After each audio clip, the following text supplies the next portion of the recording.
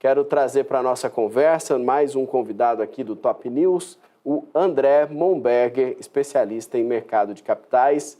André, uma ótima tarde para você. Que bom tê-lo aqui novamente. Boa tarde, Maurílio, e muito obrigado mais uma vez pelo convite. É sempre uma honra estar aqui com vocês para esse bate-papo. Com certeza, a gente também fica muito feliz, André. Quero começar pegando esse gancho aí de mais um recorde na cotação do ouro. Na sua visão, isso tem tendência mesmo?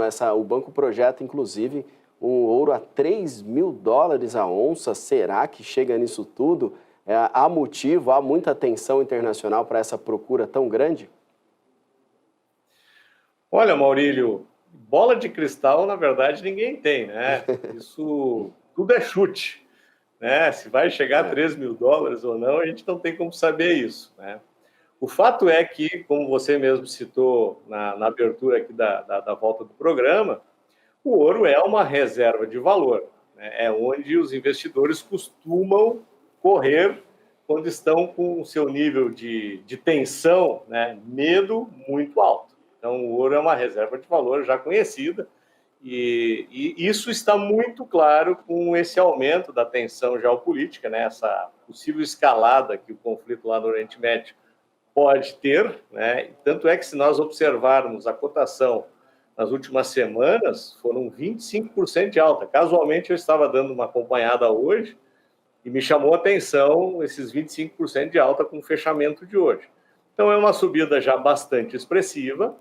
E ainda nós não temos muita certeza nos próximos passos, né? Eu, particularmente, quando no domingo eu acompanhava os desdobramentos da questão lá do revide do Irã a Israel e as possíveis ameaças de retaliação, aquela história toda, eu estava acompanhando os pré-mercados e a coisa estava bastante tensa, né? Então estava tendo muita volatilidade.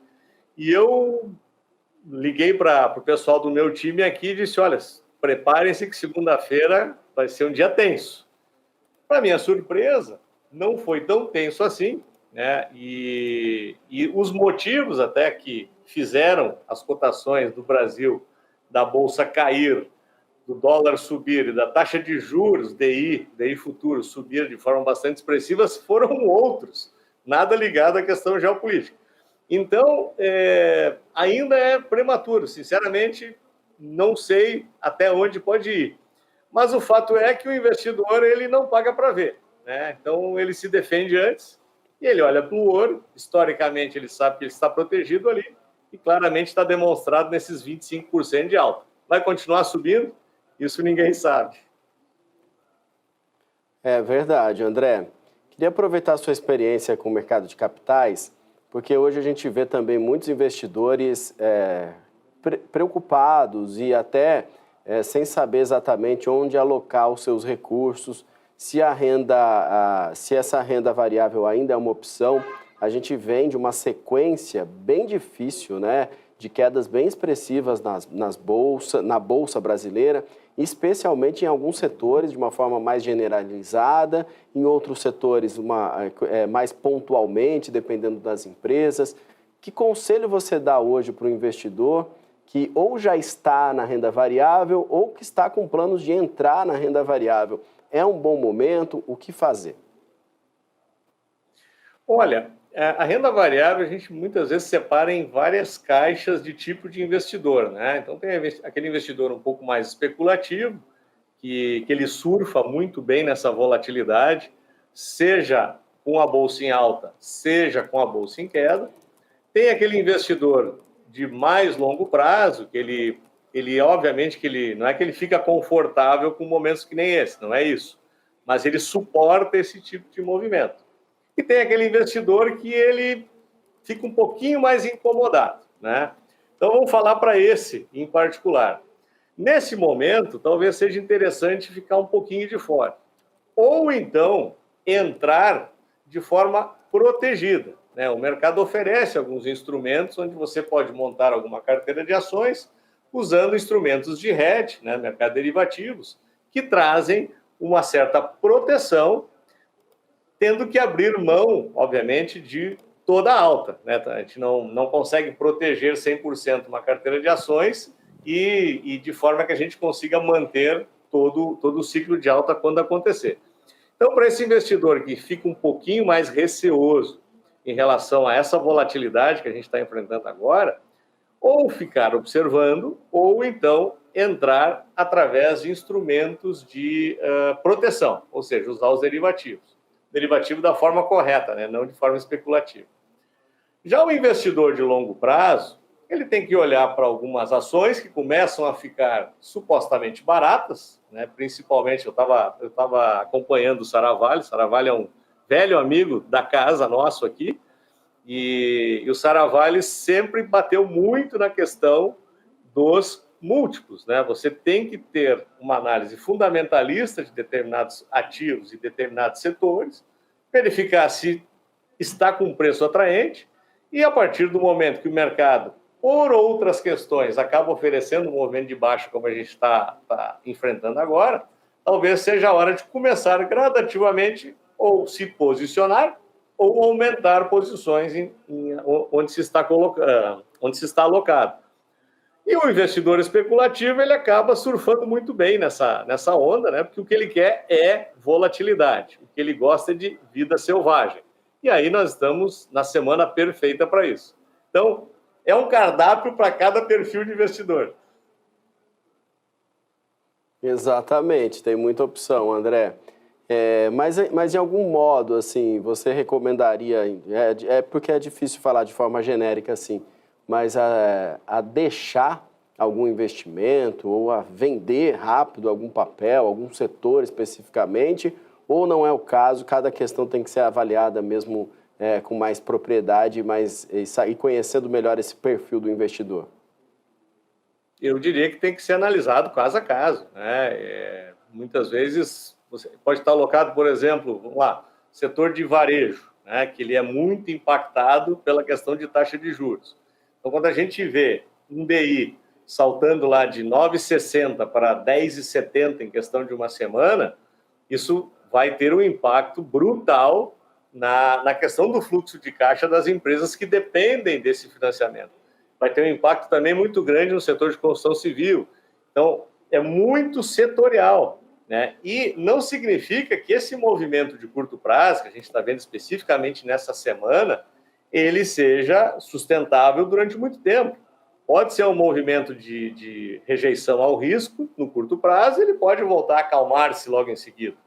Então, eu não gosto muito dessas tomadas de decisão assim intempestivas, né? Então, nós aqui, muitas vezes, a gente prefere trabalhar com a proteção, né, fazer uma proteção com os instrumentos de hedge e, eventualmente, claro que se esse processo ele tomar uma escala um pouco maior, né, começar a ficar um pouco mais incontrolável, aí sim, talvez diminuir posições pontuais, né? Então, não diria sair da bolsa, a gente nunca sai na totalidade, mas diminuir o posicionamento, isso sim. Perfeito. E agora, na outra ponta, a minha pergunta: qual o setor que está irresistível? Qual o papel que não dá para sair, que, se possível, deve-se comprar? Eu particularmente, quando eu olho para... Tem algumas empresas, especificamente, quando a gente olha, a gente diz assim, nossa senhora, não entendo como é que está nesse preço. Quer dizer, até dá para entender, né? Mas ela eu acho que está mais atrativa, ou seja, o preço que ela está no mercado hoje, ela está oferecendo uma oportunidade muito boa de entrar. Vou te dar um exemplo, é uma empresa que eu gosto muito, que é a Vale, né? É uma empresa que eu sei está tendo um impacto da questão do minério, todo mundo sabe disso, a questão da China, mas quando a gente avalia ela perante os seus pares, operacionalmente falando, é uma empresa muito eficiente, continua apresentando números muito atrativos, é uma ótima pagadora de dividendos, e quando ela chega nesse patamar de preço, normalmente ela acaba oferecendo algum tipo de oportunidade de entrada. Então, para mim, essa é uma empresa que grita, né? Como se fosse para chutar uma especificamente. Mas como é que eu vou te dizer? O cenário mudou muito rápido, né? Em questão de 2, 3 semanas, a gente teve uma deterioração muito grande, né? Então, agora eu acho que a gente tem que afiar o facão de novo, botar os múltiplos na mesa e verificar com um pouco mais de calma as oportunidades onde elas estão, né? É verdade, André. A gente vê também uma saída expressiva dos gringos, né? Deixando a Bolsa como um todo.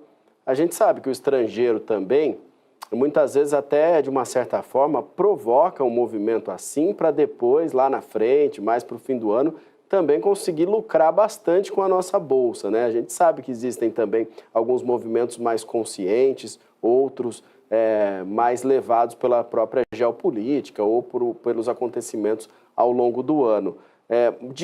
Mas analisando os últimos números em relação à saída dos estrangeiros, te preocupa de alguma forma essa saída da Bolsa Brasileira? Você acha que essa saída tem potencial para deixar o nosso índice nesse patamar aí de 125, 126 mil pontos, que não é um patamar que traz muitas oportunidades e que já foi visto em outras vezes? No início do ano falava-se aí numa expectativa de 160, 170 mil pontos na Bolsa Brasileira. Temos motivos para pensar em não chegar nesse crescimento, em ficar patinando aí, ficar andando de lado, como o mercado gosta de dizer, nos próximos meses? Eu te confesso, Maurílio, que esse foi um tema que eu acabei tendo que mudar a minha opinião.